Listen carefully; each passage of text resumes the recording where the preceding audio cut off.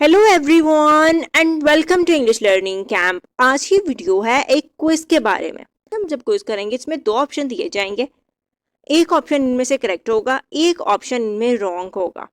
तो आपने spelling confirm करना है क्योंकि इसमें अक्सर स्पेलिंग की मिस्टेक आती है। फर्स्ट सेंटेंस यहाँ पे दिया हुआ है क्लोज। क्लोज क्लोज का मतलब होता है बंद करना। अब एक इसके फॉर्म बनती है क्लोज्ड, ये वाले स्पेलिंग है। दूसरे स्पेलिंग है क्लोज्ड, ये वाले। क्लोज फर्स्ट फॉर्म होती है, क्लोज्ड सेकंड फॉर्म और क्लोज्ड ही थर्ड फॉर्म होती है। अब यहाँ दो सेंटेंसेस दिए हुए हैं, शी क्लोज द डोर, एक इस स्पेलिंग के साथ है, एक है शी क्लोज द डोर इस वाले स्पेलिंग के साथ। तो अब आपने यहाँ पे चूज करना है कि कौन सी स्पेलिंग बिल्कुल ठीक है। यहाँ पे आपने इनकी सेकंड फॉर्म बतानी है कि कौन सी ठीक है।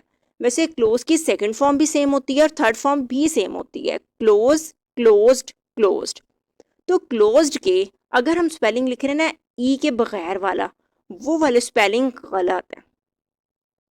क्लोज की सही स्पेलिंग आएंगे क्लोज्ड, CLOSED वाले, और यही वाले स्पेलिंग इसके थर्ड फॉर्म में भी आएंगे। इसके बाद है ओबे। ओबे का मतलब होता है हुक्म मानना, ओबेड और ओबेड। अब देखें इन दोनों स्पेलिंग को अगर हम पढ़ें, ये भी ओबेड ही बनता है और ये वाला स्पेलिंग भी ओबेड ही बनता है। इनके स्पेलिंग में बोलने से हमें समझ नहीं आ रही है कौन सा ठीक है। तो यहाँ पे अगर आप ओबे के स्पेलिंग लिख रहे हैं OBEYD, तो ये रॉन्ग स्पेलिंग है। यहाँ पे ई लाजमी आना, तो इसके ये वाले स्पेलिंग करेक्ट है। ही ओबेड दी कमांड, उसने हुक्म माना। अब ये क्योंकि स्पेलिंग यहाँ पे आए हुए हैं गलत वाले दिए हुए हैं, तो ये गलत है।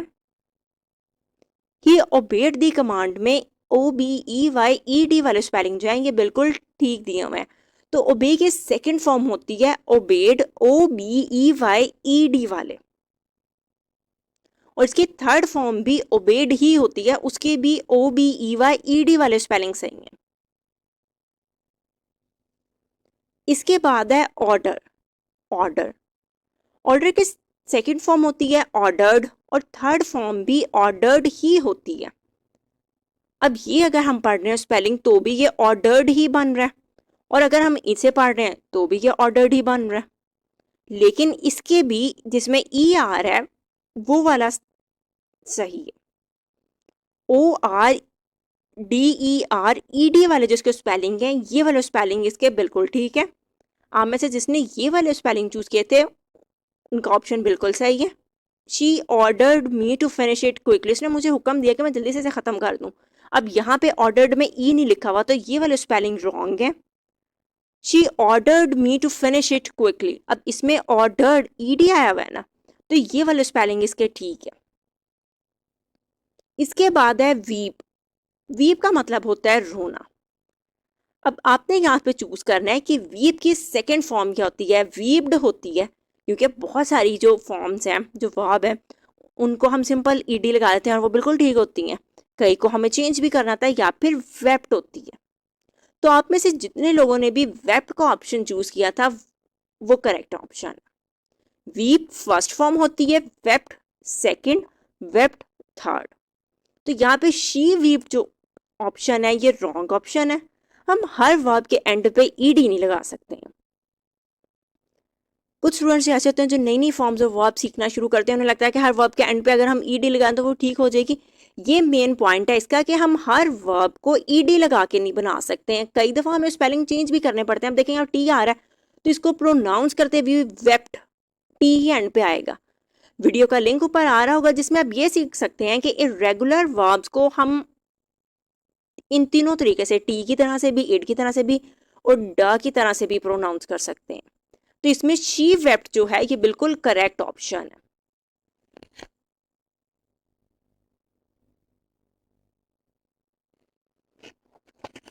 इसके बाद है बाक।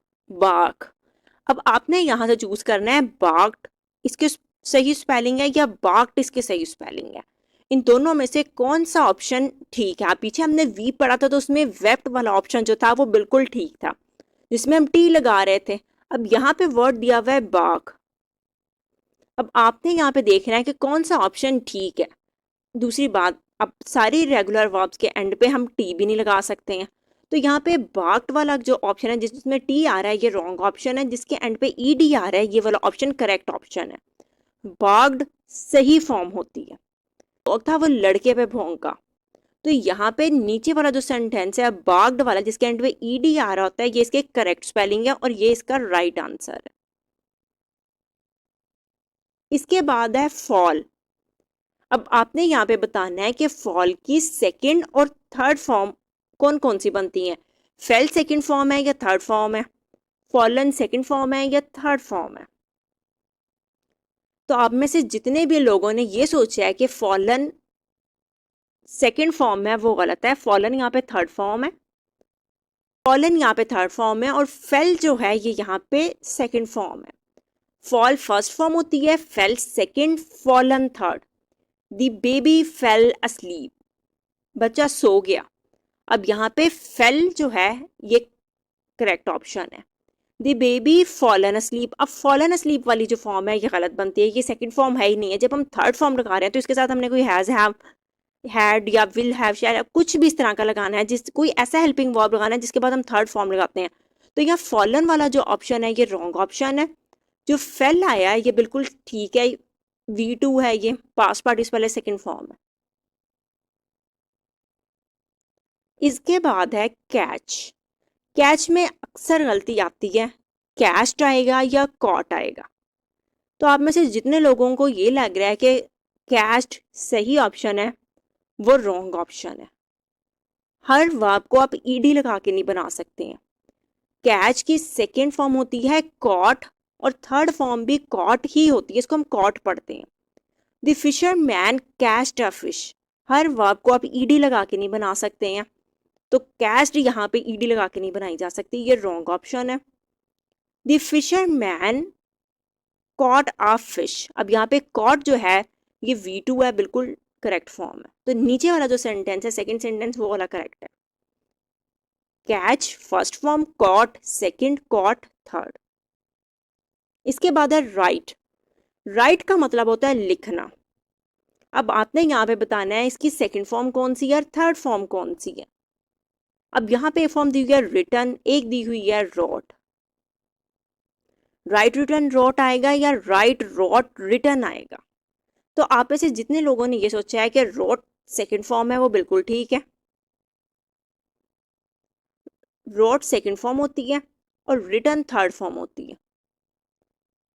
Right wrote written. तो Sara wrote a letter to her father, ये वाला सेंटेंस बिल्कुल ठीक सेंटेंस है, सेकंड फॉर्म लगी हुई है। लेकिन अगर हम यूं लिखते हैं कि Sara written a letter to her father, अब V3 नहीं आप लगा सकते हैं यहाँ पे। V3 का फिलहाल कोई काम नहीं है। अगर V3 लगानी है तो आपने इसके साथ कोई हेल्पिंग वर्ब भी लगाना है। तो Sara written a letter to her father का जो सेंटेंस है ये रॉन्ग सेंटेंस है। इसके बाद है स्पीक। स्पीक का मतलब होता है बोलना।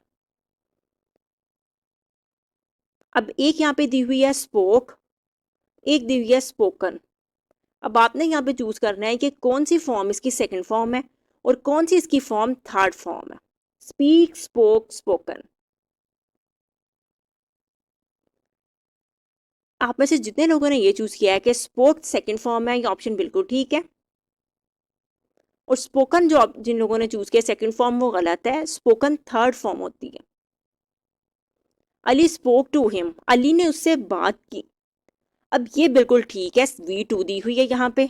लेकिन जब हम नीचे वाला सेंटेंस देखते हैं अली स्पोकन टू हिम, अब ये यूं नहीं बन सकता अली स्पोकन टू हिम, ये V2 नहीं है, ये V3 है।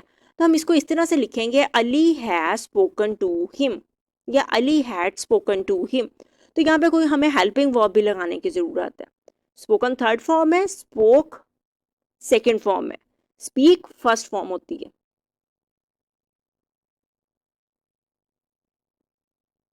इसके बाद है ब्रिंग। ब्रिंग का मतलब होता है लाना। एक है मीनिंग ब्रॉट, एक है मीनिंग ब्रिंग्ड।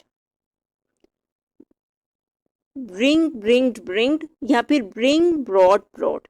तो आप में से जितने लोगों ने ये सोचा है कि ब्रिंग्ड इसकी सेकंड फॉर्म है, ये रॉन्ग ऑप्शन है।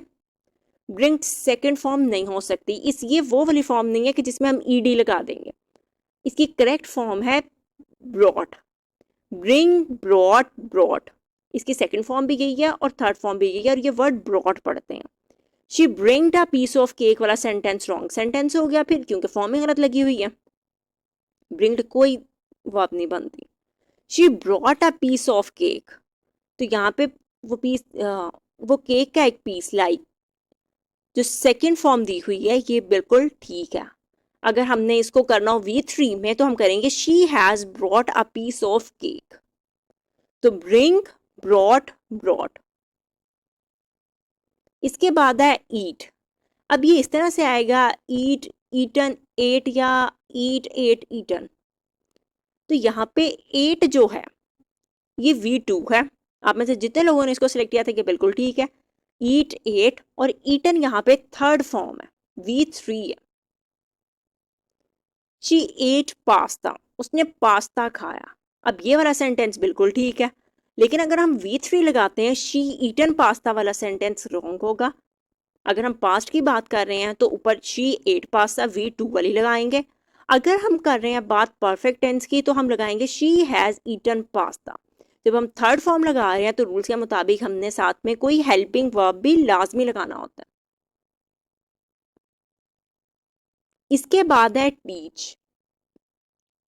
अब ये टीच्ड या टॉट, इसकी कौन सी सेकंड फॉर्म होगी? The teacher taught the lesson, यूं सेंटेंस बनेगा, या फिर ये इस तरह से बनेगा the teacher teach the lesson. ED आएगा या टॉट आएगा?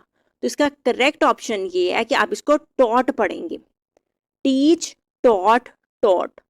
टीच्ड वाली कोई फॉर्म नहीं होती, ये रॉन्ग ऑप्शन है। The teacher taught the lesson past form में इस तरह से आएगा। अगर आप इसका पास्ट पार्टिसिपल बना रहे हैं फिर ये हो जाएगा the teacher has taught the lesson. तो इसकी सेकंड और थर्ड फॉर्म बिल्कुल सेम है। इसके बाद है बिगन। अब इसकी कौन सी करेक्ट फॉर्म होगी? बिगन्ड होगी या बिगैन होगी? बिगन का मतलब होता है शुरू हुआ। द मैच बिगैन, मैच शुरू हुआ था, या फिर द मैच बिगन्ड, इस तरह से बनेगा। तो इसका द मैच बिगैन शुरू हुआ था, सेकंड फॉर्म बिल्कुल ठीक है। द मैच बिगन जिसमें हम ईडी लगा रहे हैं ये वाली रॉन्ग फॉर्म है।